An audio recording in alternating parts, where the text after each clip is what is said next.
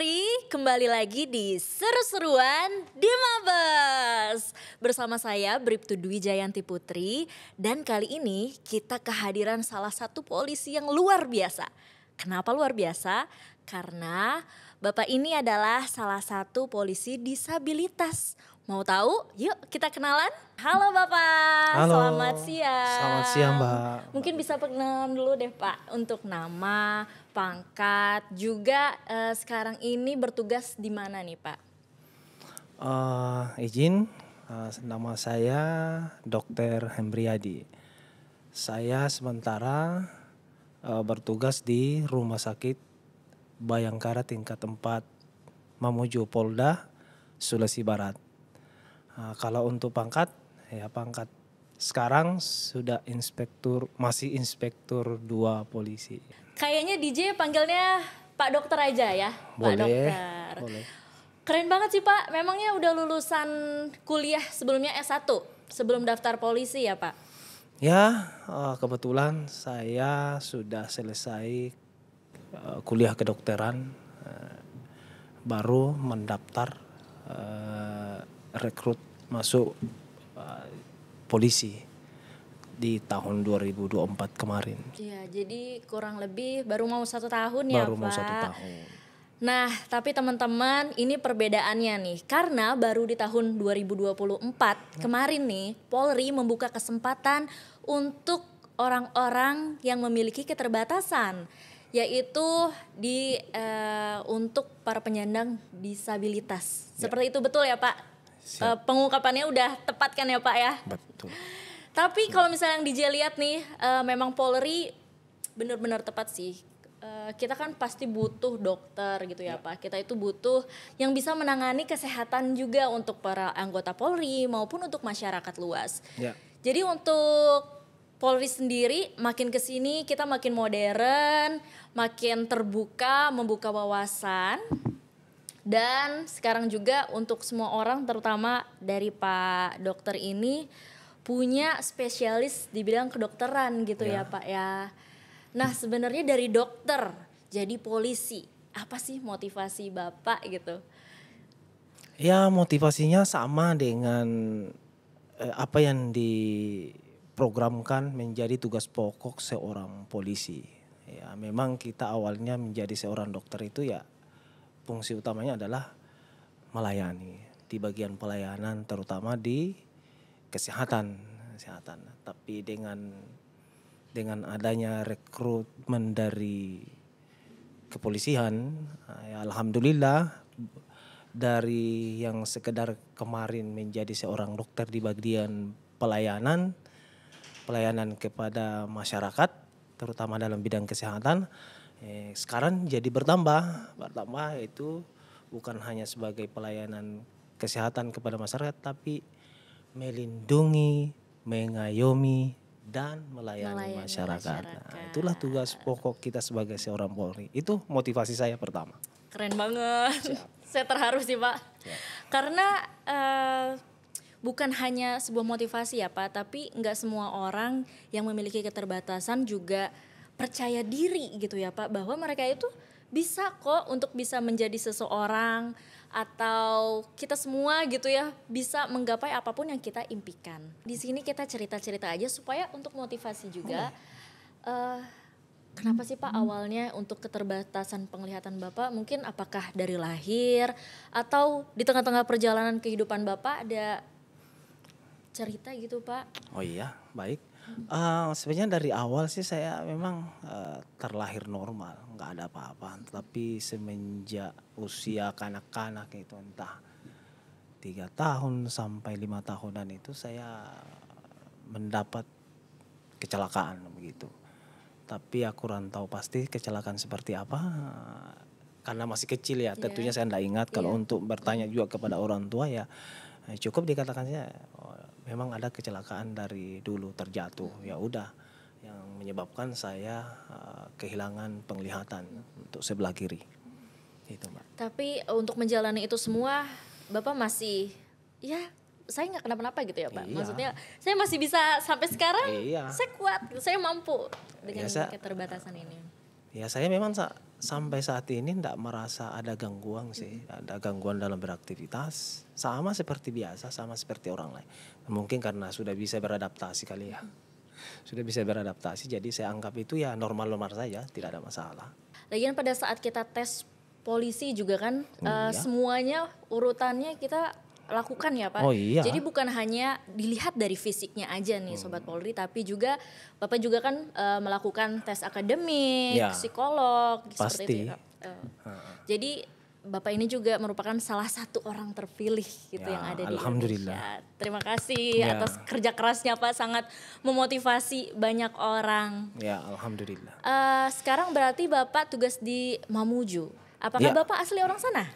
Oh ya, alhamdulillah saya kemarin ini ditempatkan oleh Mabes Polri di Polda Sulawesi Barat ya, yaitu di Bidokes Polda.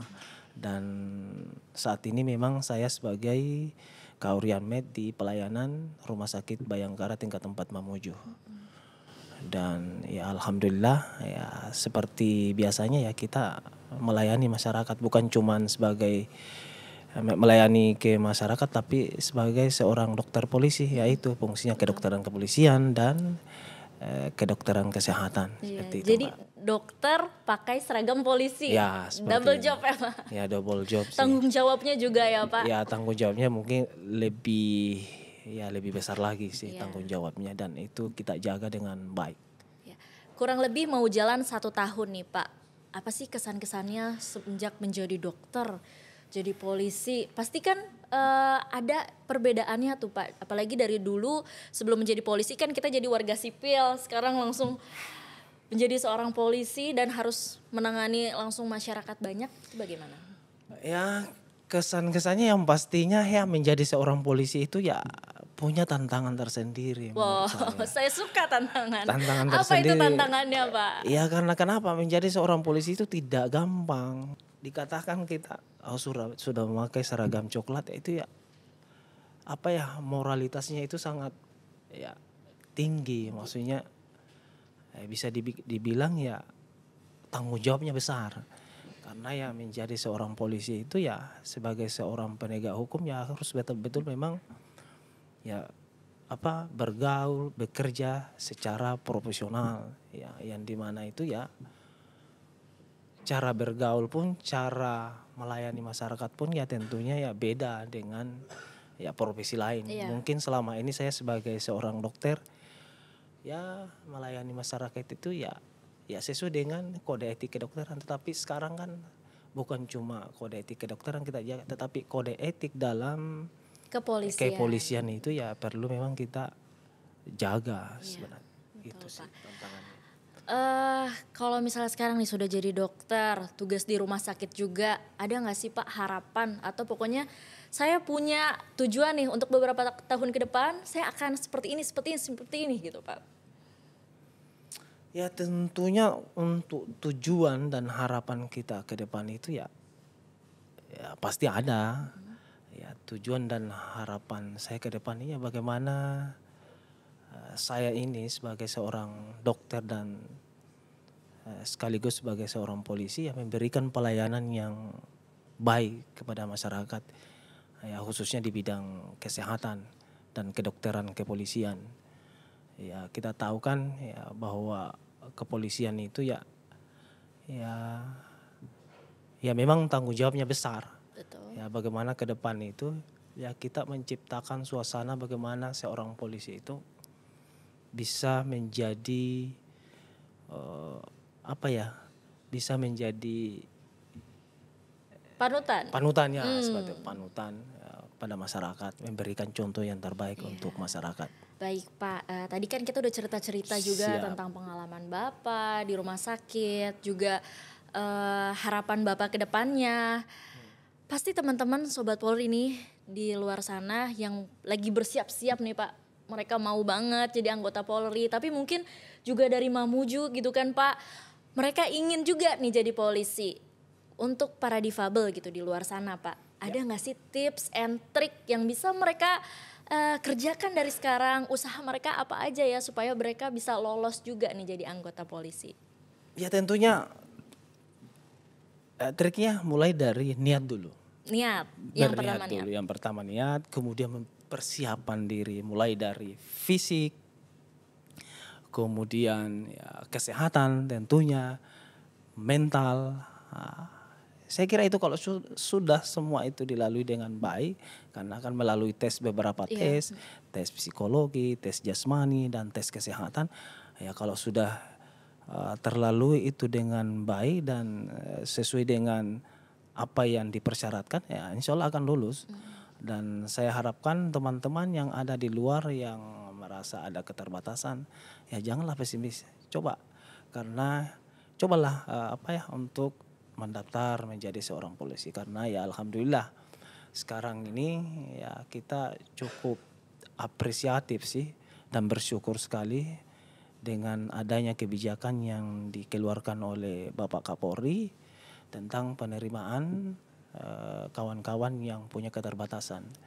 Dan ini suatu hal yang sangat baik sekali dan positif ya, karena secara inklusif ya tidak ada perbedaan, semuanya dianggap sama. Semuanya punya kesempatan yang sama untuk menjadi seorang anggota polisi. Nah, untuk dapat infonya nih Pak, mungkin dari teman-teman di sana ada yang nggak terlalu aktif dalam media sosial mungkin Pak, atau mereka yang susah, mungkin di luar sana masih susah sinyal, mereka tuh bisa dapat info untuk penerimaan Polri itu dari mana Pak? Kalau bagi teman-teman yang memang tidak aktif di dunia medsos, kalau kurang informasi dari dunia medsos, ya bisa menghubungi Polres yang ada di daerah. Sekarang kan ada Polsek, ada Polres, dan ada Polda yang bisa ditempati untuk bertanya. Di sana kan sudah lengkap, ada humas di situ. Dan tanya, atau ada tetangganya mungkin jadi polisi Pak Babin ya gitu, bisa. nggak usah sungkan-sungkan. Iya, nggak usah seperti itu sungkan, ya, Pak. tanya aja Pak polisinya itu. Pak Kapan polisi. pendaftaran Pak untuk jadi polisi? Bisa nggak saya jadi polisi? Bisa. Bisa ya, bisa Tinggal banget. diarahkan aja. Oke, untuk persyaratannya silahkan berhubungan dengan Polres, bagian pendaftaran, bagian SDM Polres gitu. Baik Bapak, terima kasih banyak ya Siap. Pak sebelumnya. Jadi untuk saran-sarannya Sobat Polri sudah tahu semuanya, sudah dapat bocoran dari Pak Dokter. Udah. Mungkin juga di luar sana masih ada yang kuliah, ingin Ya. jadi penerus Bapak selanjutnya. Siap. Semangat, Insya Allah, karena insya Allah, mudah-mudahan. selain Bintara, selain Tamtama, ada juga jalur SIPSS untuk teman-teman yang sudah lulus kuliah. Juga nanti ada penerimaan Akpol. Pokoknya semakin banyak kesempatan untuk para Sobat Polri untuk mendaftar menjadi anggota Polri. Baiklah, gak kerasa kita udah seru-seruan di Mabes bareng Bapak Ibda Hemriyadi. Terima kasih banyak ya Pak Dokter, jauh-jauh dari Mamuju. Terima kasih untuk Sobat Polri yang telah menonton podcast ini sampai akhir. Saya Bribtu Dujayanti Putri undur diri. Salam presisi.